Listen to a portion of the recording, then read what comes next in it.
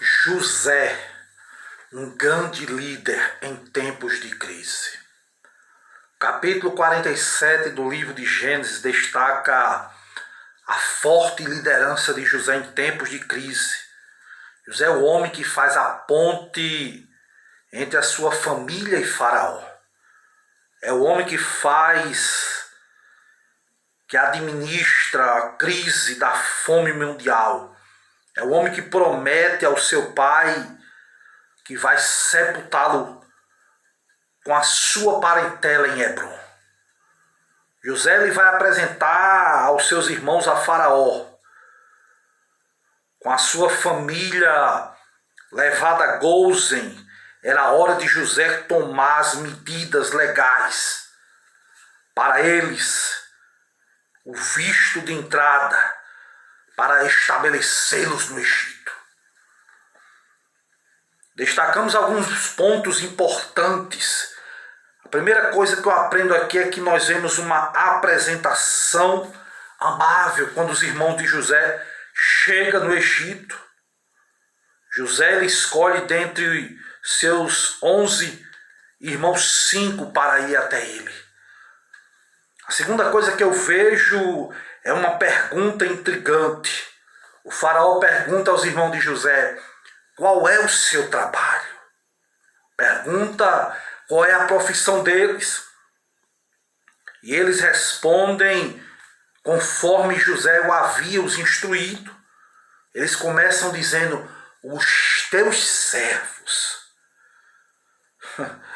são pastores de rebanho como os nossos pais.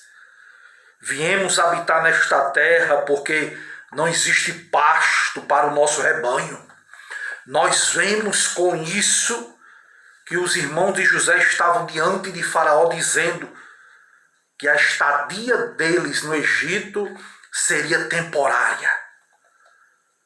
Eles não queriam os mesmos direitos que os habitantes do país do Egito. Não, eles começam por baixo, se humilhando. É o que a Bíblia diz. Em quarto lugar, nós vemos um pedido humilde. Depois de afirmar a sua profissão, o seu projeto, os irmãos de José fazem um pedido: deixa os teus servos habitar em Gósen, que era uma terra ribeirinha, banhada pelas águas do rio Nilo, a região mais fértil do Egito. Eles fizeram uma confissão, uma concessão, pedido feito, um pedido atendido. Vemos um emprego garantido. O faraó ordenou a José que constitua os seus irmãos como chefes do gado real. Vemos que José apresenta o seu pai também a Faraó. José abençoa Faraó, que coisa interessante. O Faraó é o mais rico, o Faraó é o mais poderoso, homem do mundo da época, mas Jacó é maior do que ele, pois quem abençoa Faraó é Jacó. O narrador usa aqui a mesma cena de Melquisedeque, lá em Hebreus 7:7, que o inferior é abençoado pelo superior.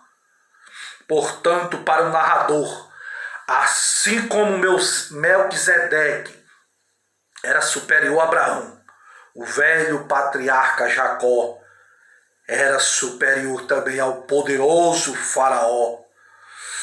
O contraste entre o poderoso rei do Egito e o pobre pastor nômade Jacó, e a peculiaridade ao mesmo tempo e a dignidade desta bênção.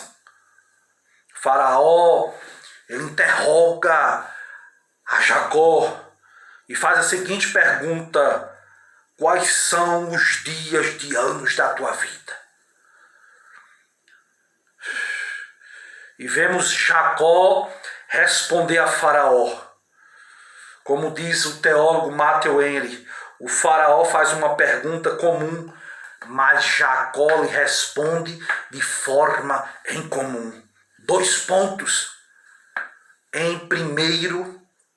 Em Em primeiro lugar, eu vejo Jacó definindo a sua vida na pergunta de Faraó como uma peregrinação.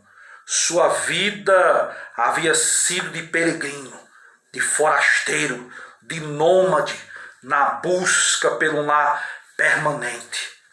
Ele buscava a cidade eterna, como diz lá em Hebreus. Para Jacó, peregrinação é renúncia à estabilidade e às propriedades, é uma vida orientada para a realização futura, saber a promessa da terra repetidamente assegurada aos pais.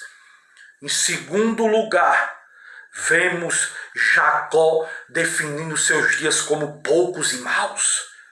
Abraão, que morreu 175 anos de vida. Isaac, que morreu com 180.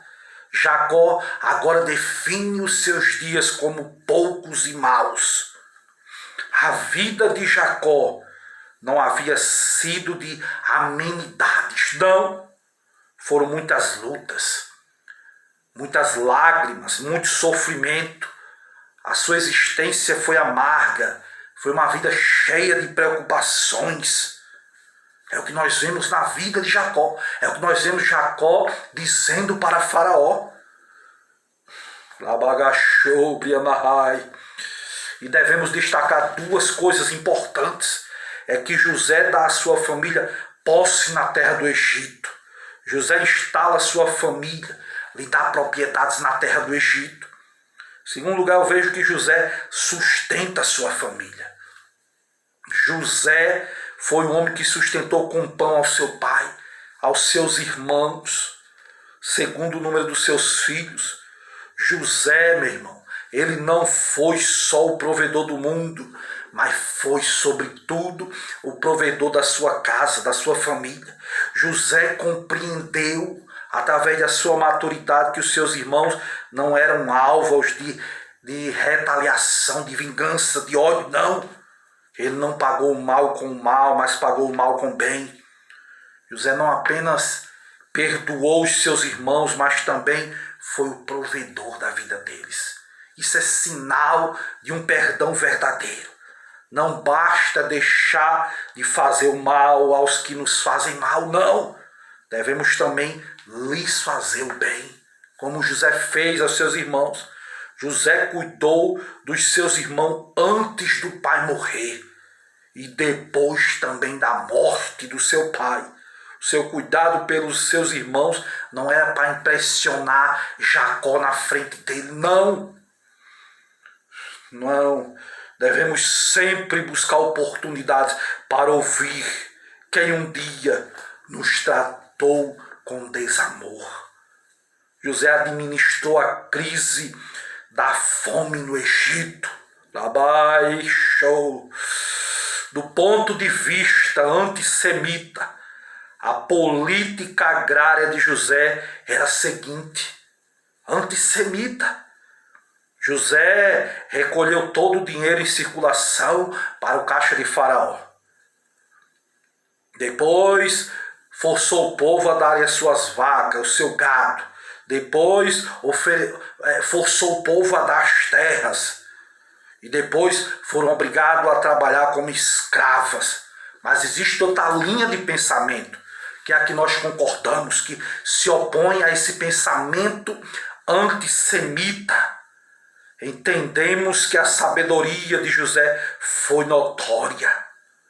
Aleluias! De maneira de escoar esse produto de maneira controlada. À medida que o povo precisava, José foi soltando aos poucos, de maneira equilibrada. O povo egípcio não viu José como opressor, não, mas como um grande provedor.